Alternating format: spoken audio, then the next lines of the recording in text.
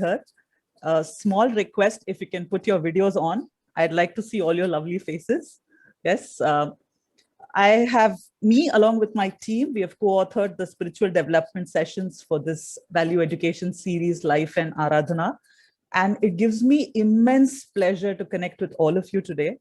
And I think all of you are such noble souls, because becoming a teacher, we should have done some punya in some other life to inspire so many people. And as I said, I might be an entrepreneur by profession, but I'm a teacher by passion. So I always take time out to come and talk to people, try and inspire, because Gurudev has inspired us so much. So first, we'll start the session. It is going to be an extremely interactive session. So I want all of you very aware and your fingers on the chat box all the time. Yes. So first, what we're going to do is we are going to give a big round of applause to ourselves. Can I see all of you do that? A big round of applause. I'm going big and nobody else is going. Big round of, for ourselves, we have to clap, right? Big round of applause. Yes. For all you people who are here. Yes. So as I said, again, thank you so much for being here. And it's a pleasure to connect with all of you. So now I will share my screen. Amma had asked us to present 4 sessions. So I have prepared for 3 sessions. 4th session, all of you are going to present. So please be ready. Yes.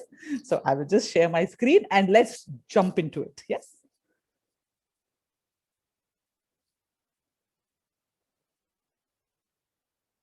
All of you can see my screen? Okay, super.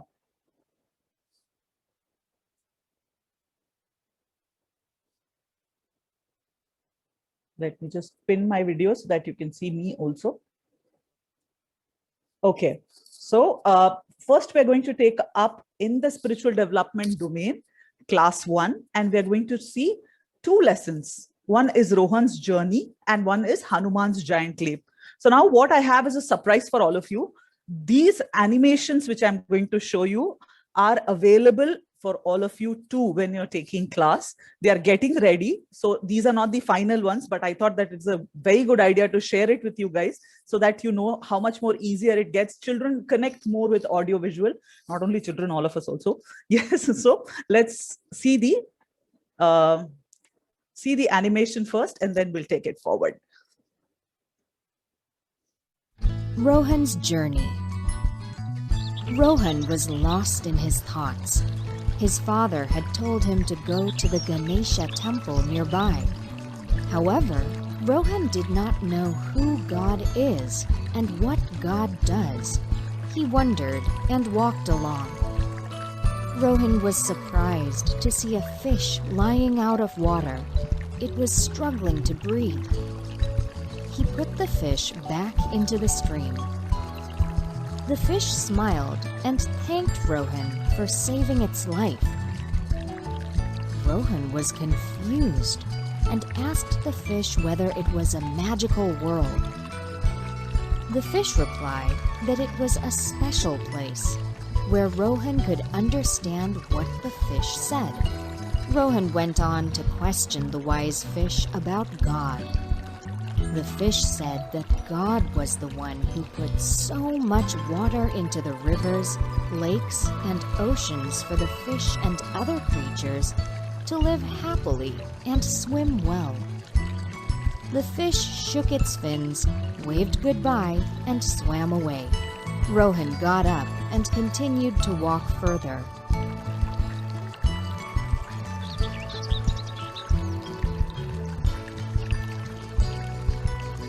Rohan sat under a mango tree after walking for a while, as it was hot. The sun was shining brightly. He liked the comfort of the shade and thought who needed the sun.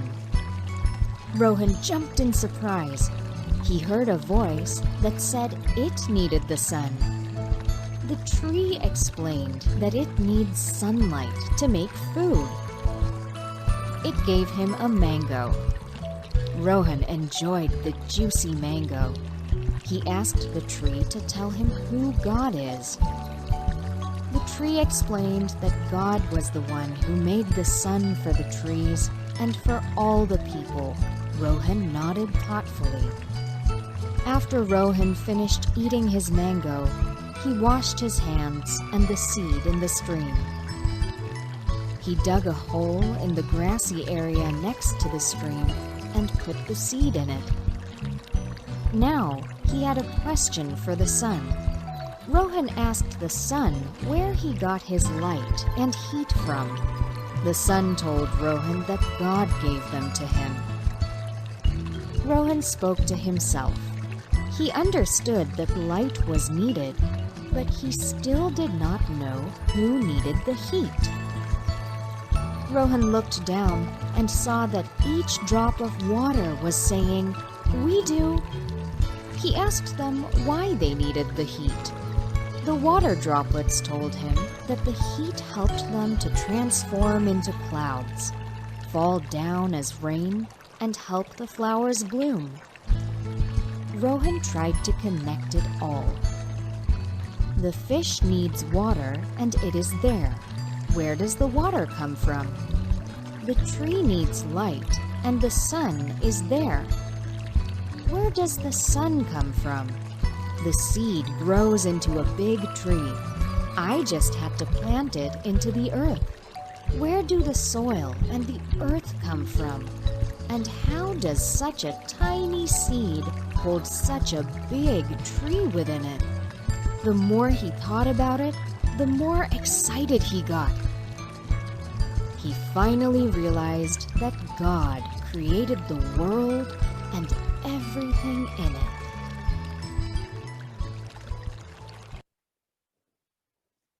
So I hope all of you liked the video. Yes? Can I see some thumbs ups? Oh, yes, Hiteshwari ji says, yes, I like the video.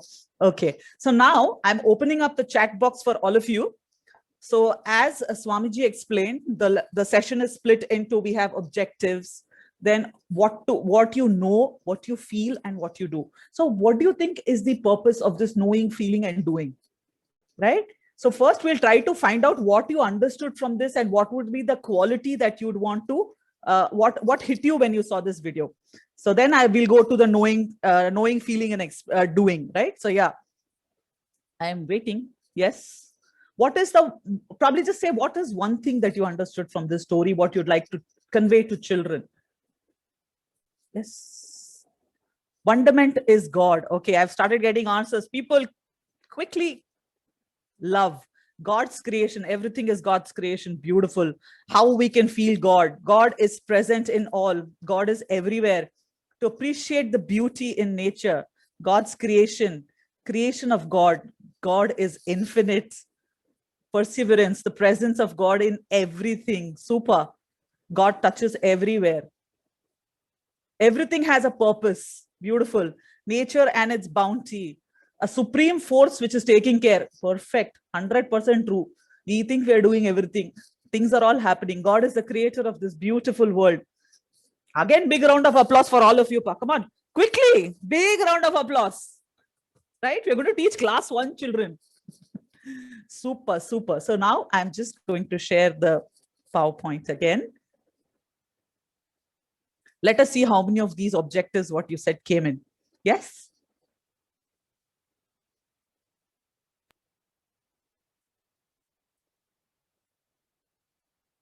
Rohan. Yeah. Okay. So why is it important to know, to feel, and to do? See, first, without knowing anything, we won't do any action. Okay, so knowing is at the level of the intellect. I might know things, but if I don't have a passion for doing it, I am not going to do it. So feeling is also very important. Knowing and feeling automatically leads to doing. Think about it. In my mind, I know, in my intellect, I know this is good and healthy food. And I also like that food. Automatically, I will cook it and I will eat it, isn't it? So here, now we are going to see the objectives and let's see how many. You guys have guessed most of it actually. Yes. So know that God is the creator of the whole world. Know that God is the father and mother of all beings. Know that the whole world is beautiful and everything has its own place and function. Somewhere we think that one thing is important and one thing is not important. I remember a very small story where one person went to a very famous photographer and asked, because he was a wildlife photographer, and they went and asked him, like, there is no use for mosquitoes. Why are mosquitoes there in this world? So how do we know, for which the photographer very beautifully answered, how do you know that you were not created for the mosquito? Why do you assume that you are the only one and what is beneficial to you only is there? So everything is beautiful. Everything has its own place and function. So these are the things that we need to make children know, right? We have to make them feel thankful that God has given us, God loves us unconditionally, and he's given us so many wonderful things, friends and people to care for us. And then these are the things that we have to get into action. We have to learn to live for others, see how it makes us happy, then inquire and enjoy the beauty of the creator and his creation. Nothing much. You can just take the child outside the classroom. I'm sure there'll be a plant or two around. If they just see the plant, they see the soil, they see the insects, everything is a miracle. It's just how we present it to them, and then learn to live in gratitude. When we always keep thanking, we will have more things to be thankful for, right? That is generally how the law works. So then next we move on to the class arrangement. So what do we do in the class arrangement? There are activities which have been given in the end of the lesson.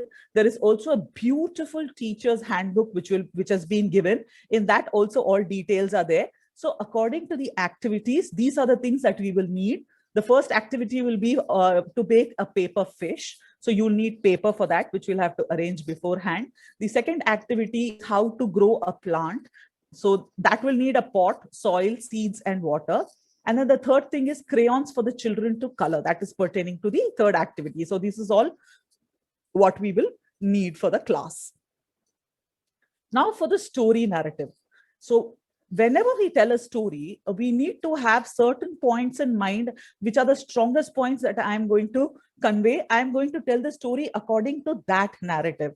So now what we learned from the story is that the whole world works on the principle of helping others, right? We saw right from the fish to the water to the tree, everything is only helping others, right? And then as we are taking, we have to learn how to give. We are only busy taking. Then to tell the story itself, we can have keywords, like you can have an action for Rohan, right? Whenever I say Rohan, you can put your fingers up, or you can have an action for the fish. You can have an action for the tree. You can have actions for the raindrops. So we make it with actions. You guys will know obviously more. So, you just make it more interesting, and to keep them alert, whenever that word comes, they have to act it out. Another important thing that we need to make the children understand in this is inquiry is the key to getting answers. We see a lot of time where children come and ask, whether it is parents or somebody, say, go away, we don't know, don't bother us, right? So the child's curiosity is a gift that has been given from Bhagwan, and we have to nurture it and kindle it and direct it in the right way. So that we have to keep that in mind. God loves all, takes care of all. God alone gives life to everything. We're going to see this with a beautiful activity later on, right? So remember God always and thank him for all the wonderful things. And as I said, already the animations of the Oxford University Press are available with us. They're very nice. So you can use that too. So moving on.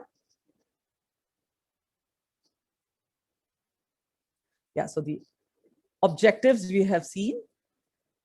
Now coming to the activities. Now this is a very interesting activity. This is given in the book also. So what we are going to do is we are going to make a paper fish. Now till here, the link has been given. You can check it. The beauty is through this activity, we are going to teach them that God alone gives life. So you can make a paper fish, but you can't give life to it. You can dangle it, can make it shake here and there, but you can't give life to it. So it's a very simple activity, but it gives such a deep and profound message, isn't it? Yes? Monica ji, yes? Yeah, I need to see some yeses. Yes, yeah, super. Okay, so this is the first activity that we are doing. The second activity is to grow plants. So when we can't give life to a paper fish, how does life come in plants? Because God has already given life to that seed. Right? We are just manifesting it. So that is the thing what we are going to make them understand. And as explained here, all this is also there in the handbook as well as in the lesson plan behind. So we can either get a community flower pot for the class, or you can get individual ones, because children love to see things grow, right? And you can teach them so much with just a simple activity, like don't pour too much water, don't pour too less water. You can teach patience through this. You can teach them goal setting through this. Imagine, like, your goal is that the plant should come out. So what are you going to do? Keep it in the sunlight, give it adequate water, take care of it, talk to it. So just by this one activity, we can teach them different facets, right? So then the third activity is discuss reasons why the child should be thankful for day and night, right? So can we do this? Can we do this as an activity? So I'm going to ask you 3 things you should be thankful for in nature, all of you. If 3 is difficult, we can ask 1 also. Yeah, 1 thing that you are thankful for. Chat is open. Flowers, oh, beautiful. I'm thankful for flowers today. They look so beautiful. Earth. Premaji has gone to the cause only. Earth. Everything comes from that only. Yes. Life, sun, sunlight, water, bees, trees. None of this costs money. Kindly note, whatever you're thankful for is given free for Bhagwan. For our need, everything is free. For our greed, we have to work for, isn't it? Animals, water. Be thankful for creating us also. We're also amazing human beings, isn't it? Yes. Mother, oh, beautiful. Yes, greenery, life. There is so much to be thankful for. Now tell me, all of you are writing this. I see such lovely smiles on your faces. When you're thankful, can you be angry? When you're thankful, can you be jealous? Do you understand? So when you live in that state of gratitude, you're always happy. And there are so many things to be thankful for. But what we do, we forget everything, and then our mind takes over. And you know how beautiful our mind is. Thousands of ways it can make us unhappy. The mind has done PhD on how to make us unhappy. But if we just make the little shift, isn't it? All of you telling beautiful mother, beautiful nature, plants. I'm getting so many hundreds of answers here, right? So this is what we're going to teach children. And if at that age the child can listen and understand that I am thankful for others and I will also contribute to that. I mean, what beautiful children we are going to, they're going to be such amazing and important and good individuals of the society. So that is your treasure, isn't it? So now we will again share the screen and we will continue with our presentation. Super, I'm so happy that all of you are so interactive. Yes. The thank you activity, isn't it? All of you thanked. So now, as Swamiji said, the doing part is very important. And how do we do? We have to develop it. So as he said, he has divided it into different parts. So what I thought of was that we have to see how our ancestors lived. Somewhere that connect has broken. So wherever in spiritual, you notice spiritual development, you notice most of the practices were already being done, right? This couple of generations, there has been a break. A lot of people are still doing it, because of which the world is surviving, thankfully.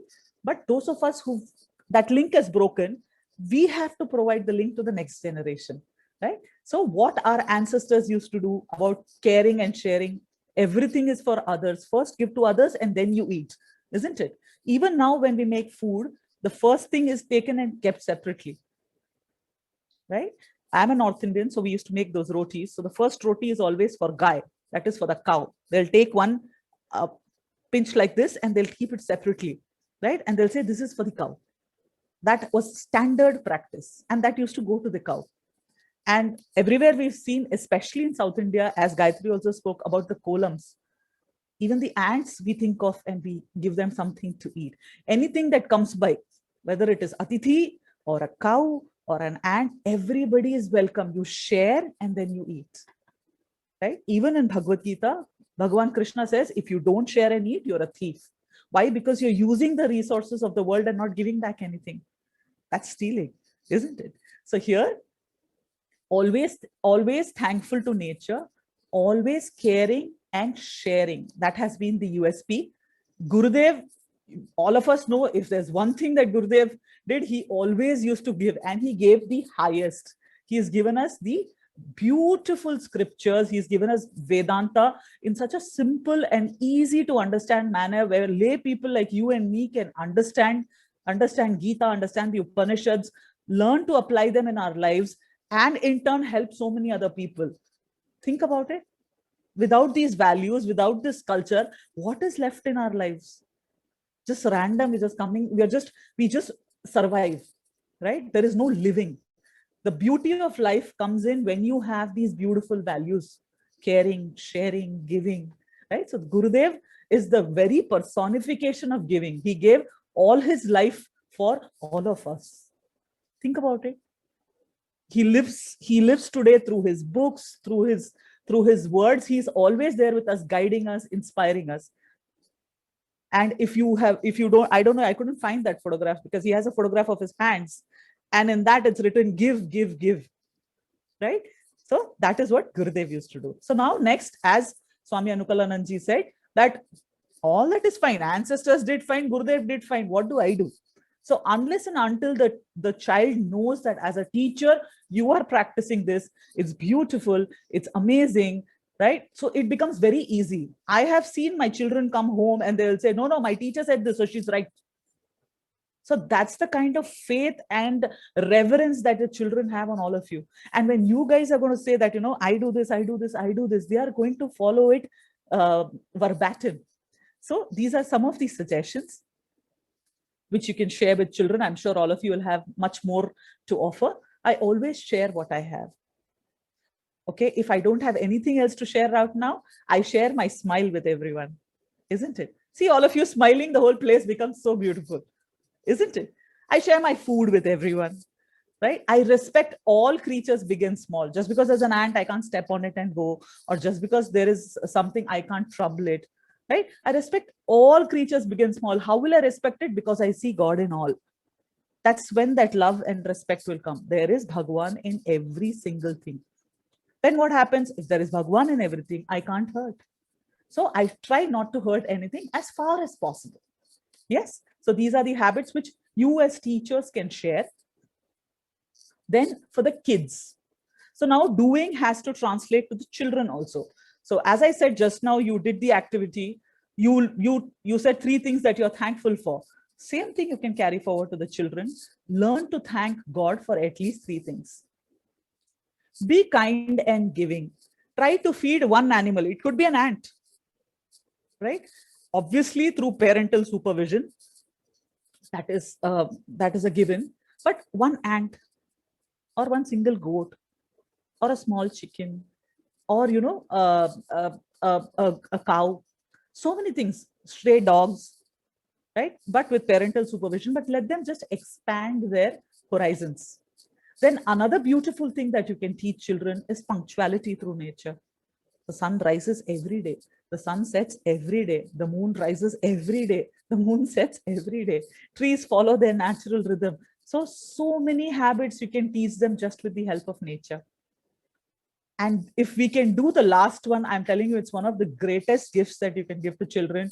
If they can learn to have a gratitude journal. I know in class 1, they'll not be able to write much and all that, but probably they can just draw things that they are thankful for.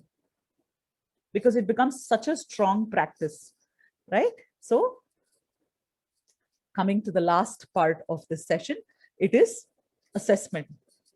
So you will have to check how many children have developed the feeling of sharing and gratitude. You can just watch the children, you can find out, check out if their curiosity has been kindled. Like when you're going to nurture them to ask more questions, right? You can ask them and see whether they're able to logically follow it. Then another beautiful thing that we thought of was to, like, you just check with the grandparents what and all they used to do before, right? So they can go back and they can ask their grandparents and come back and inform you that, my grandma used to do this. My grandma's grandma, it seems, she used to do these things. So this will become a good way to interact with the grandparents and get the lost practices also. Then how many children participated in the plant activity? And again, we can emphasize the wonder of life sprouting forth. You just put in a seed and suddenly such a big plant came. How do you think that came? So that can be another assessment question for the children. So with this, we finish our first lesson. Are we clear? Okay, so are we ready to go for the second one? Second one has at least two, three games, so we'll have to be very, very alert. Okay, so moving on to the second lesson, Hanuman's giant leap. Again, we have a beautiful animation for this, and we will continue with this quickly. Hanuman's giant leap. Sampati was an old eagle who lived alone on a rock on the southern seashore. One day, he noticed that the beach was crowded with monkeys. There was an old bear in the group. He flew near them. He asked them where they are from and what brings them there. The bear replied that he is Jambavan, and they have been sent by their king Sugriva, who is a friend of Lord Rama, the prince of Ayodhya. Mata Sita, the wife of Lord Rama, was carried away by someone when Lord Rama and his brother Lakshmana were away from their cottage in the forest. Sampati remembered seeing Ravana, a Rakshasa king, carrying away a woman. He told them that Ravana took Mata Sita to his island fort of Lanka, which is on the other side of the sea, hundreds of miles away. Sampati pointed towards Lanka, and everyone started wondering how they would cross the vast ocean and reach there. One of the monkeys gave the idea that all of them could jump across the sea. Then everyone started making fun of him by asking how far can he jump, and by stating that he might fall into the sea. However, none of the monkeys thought they could jump hundreds of miles to reach Lanka. Jambavan said that Hanuman is the only one among them who can leap to Lanka. But Hanuman was quiet and did not speak anything. This was because Hanuman himself did not know about his powers. So, everyone started chanting mantras that made him find his capability. Due to the mantras, Hanuman's face lit up with enthusiasm, and he began to grow in size. He grew bigger and bigger. As he stood up, he saw clouds brushing his shoulders and big mountains looking similar to small mounds. Everyone started cheering Hanuman. Hanuman stretched his hands and took one giant leap across the sea as the chant continued. He flew all across the mighty sea and found Sita. He gave her Lord Rama's ring and brought back her hair crest to him. He thanked his teacher Jambavan for helping him realize his own powers.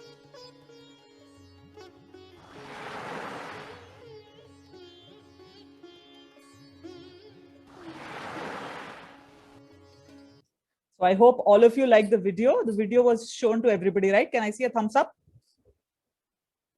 Yes?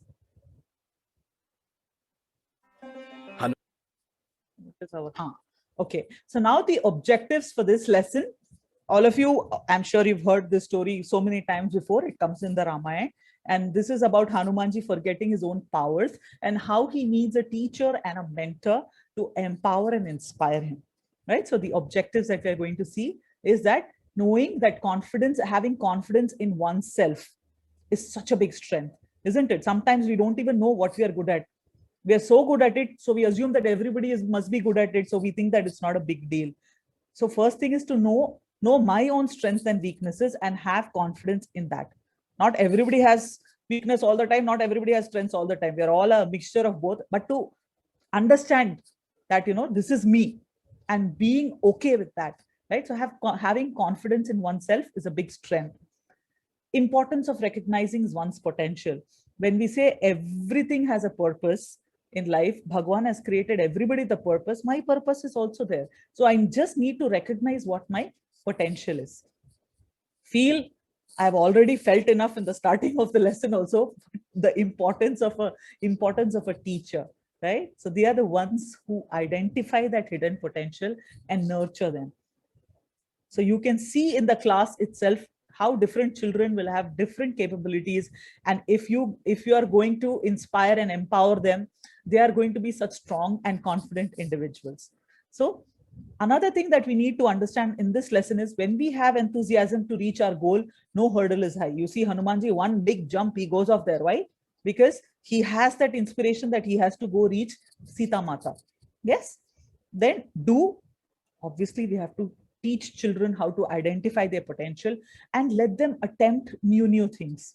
The problem is all of us who like living in our comfort zone, not even knowing how we would be good at it, isn't it?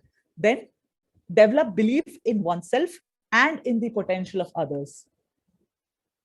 Okay, so now we have a very small activity. It is called a sugar pill activity. It's very, very interesting. So what you have to do is, you don't have to write nice things about yourself. You have to write, what have I given, 2 or 3? Yeah, 2, super. So 2 positive things about your colleague, right? The teachers whom you might work with, or your friends, or anybody else. If you have them around in the group, super, right? So 2 nice things about somebody else.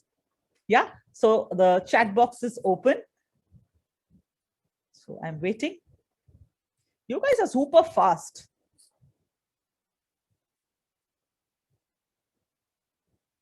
Okay, answers are coming. Okay, so some of your colleagues, they are friendly, they are lovable, they are motivating, they always smile, they have patience, they create positivity, they are always there to help, they're honest, they're reassuring, adorable, positive thinking, helpful and polite. It's so you have seen that somebody has inspired you so much with their positive quality, isn't it? How nice it'd be when they're writing about us also the same thing. If we become the instruments for this, for other people, just think, isn't it an awesome activity? And as usual, I see all of you smiling. So my goal is achieved. Yes. So we will continue. We will continue with the activities which are given in the book. So we're just sharing it quickly.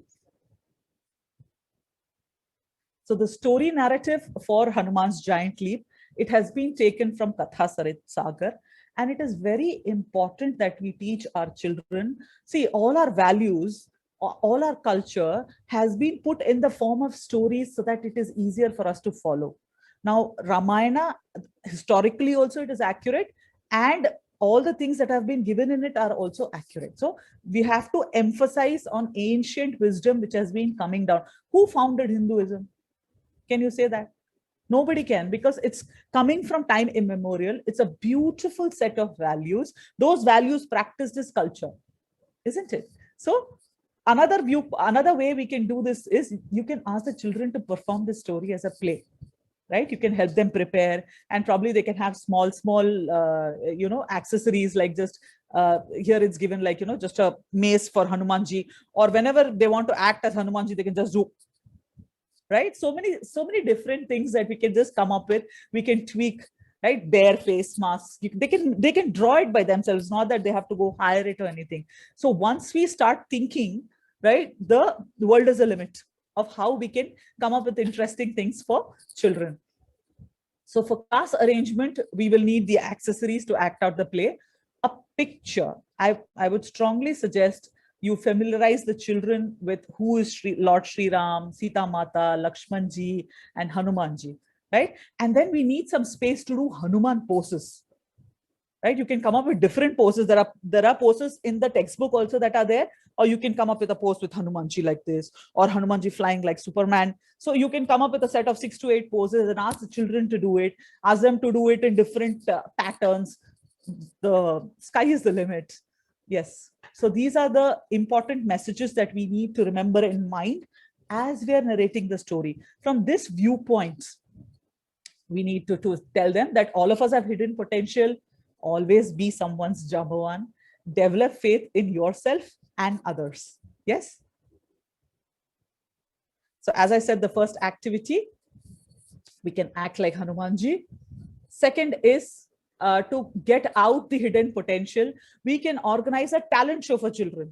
All these activities, as I said earlier, they are there in the back of the textbook. They are also available in your teacher's handbook, right? So all children, you give them 1 or 2 minutes, and ask them to do whatever they want to do. And if a child wants to come stand there also, you clap for that also, because it takes guts to come and stand in front of 20 children, right? So just inspire and empower the children to come up with their natural talent. And as I said, it will help building self-confidence and positive self-image. Then make a thank you card. As I think all through the sessions, I have been stressing on the importance of gratitude. So let them make a thank you card for their teacher or a mentor and share with them. And when they're coming and giving you the cards, please treat them with so much love, because they're giving you something that they have taken time out and made, and has so much value, right? So now we are going to play another game. I hope we have time. Even if we do two sessions, 2 lessons, well, I think we will manage. So the game is very simple. You will have to give me a name who was your Jambavan, right? I still remember in grade 3, I had my English teacher, Revati ma'am, and she kindled the interest for languages to the point where even now I'm learning 2 new languages. So this is grade 3. I'm in my 40s now, right? So the interest has sustained until today. I remember her name. And today I remember she put me in a play called Macbeth. So she was my Jambavan for languages, right? So like that, each of you will have one Jambavan that you remember, who has inspired you, who has mentored you, right? So can I have those names in the chat box? I want to see a lot of Jambavans.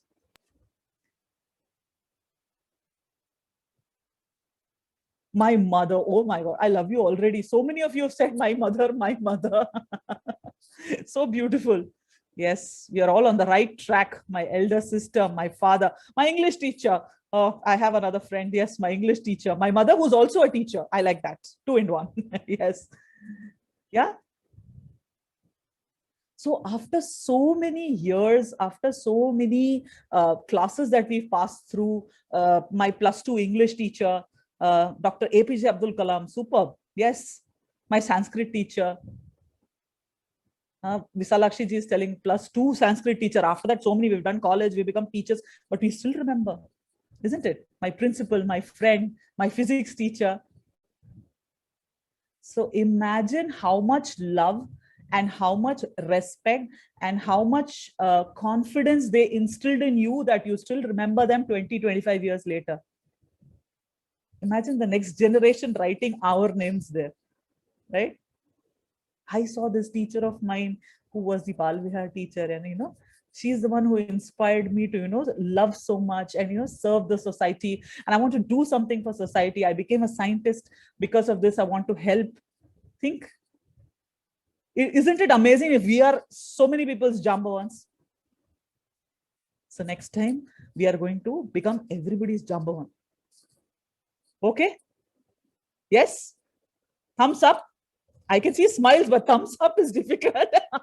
Yeah, Krishna. Okay, so I'll share my screen and continue. It's an awesome thing, right?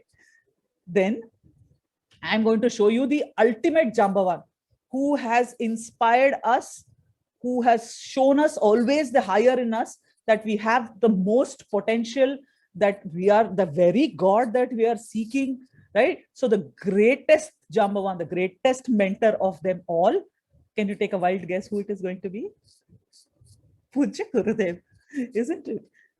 Where Gita teaches us that you are not what you're thinking. You are your essence is the very essence that permeates everything in this universe and beyond. World is so busy separating us, trying to divide us. And he says, no, in essence, all of us are one. All of us are beautiful. Think. So the greatest Jambavan that I know, who has inspired us for generations before and will inspire generations later, is our Pujya Gurudev Krishna. Yes. So now coming back to what are the habits that I need to develop, right? I try to see everyone as a unique person. Somehow we assume that if somebody is not good in studies or somebody is not good at, certain things, they are not good at all. So you as teachers can create such a positive self-image for children by saying that it is not only this. And as Swami Mitranandji said today morning, the secular and the sacred. So not only intellectually sound, but also spiritually sound with good values, right? So that is going to be our motto. Try to identify what each person is good at, then inspire them to develop that quality. Now, if I ask a fish to go climb up a tree and then only you're successful, then that fish is never going to be successful, isn't it? So that is very important to understand. And then one thing we need to make people understand is to do things that make them happy, right? Even if you can't do it as a full-time profession, do it as a hobby, do things that make your soul happy. That is very, very important. That is what keeps us recharged. That is what keeps us coming back to doing things more and more. Krishna. Yes. So this is what the children are going to do. If we can teach this activity to children, it'd be really amazing. So look into the mirror every day and say, I am Bhagwan's child and I'm awesome. Right? Let the children get into the habit of saying, I am Bhagwan's child and I am awesome. Imagine what beautiful, positive self-image is being developed at such an early age. I am Bhagwan's child. He takes care of me. I am blessed. I am awesome. Right? Again, learn to thank God for at least 3 things. It's such an important practice. Another thing we can do is we can teach the children goal setting through this. How? Make a list of your goals and then tick as you finish. Now, they will need their help of the parents to do this, or they can just draw and then tick, right? I brushed my teeth, tick, right? I washed myself, tick. Why I'm telling you is because the brain releases those happy hormones when you do the tick. Think you have some tasks set, and when you finish it and when you put that tick, the other tick which causes trouble for the students is when you are correcting papers. I'm not talking about that one. Yes, when you set a goal and when you finish it, the body releases happy hormones. So ask them to get into the habit of finishing their tasks every day on time. So these are the things you can assess, check if they've learned to find out their favorite things that they like to do. How good is their goal setting? I just gave you the example of how we can do it. How many children have learned to say thank you to God? You can get it as a common practice even in your classes. Like you start the class by saying thank you. Thank you for what? The children, instead of saying present or, they can just say thank you God for this, thank you God for that. So very attendance taking can become a thank you activity, right? I'm sure you guys can come up with much more of them. Yes, so with this, the 2 sessions of class 1 are over.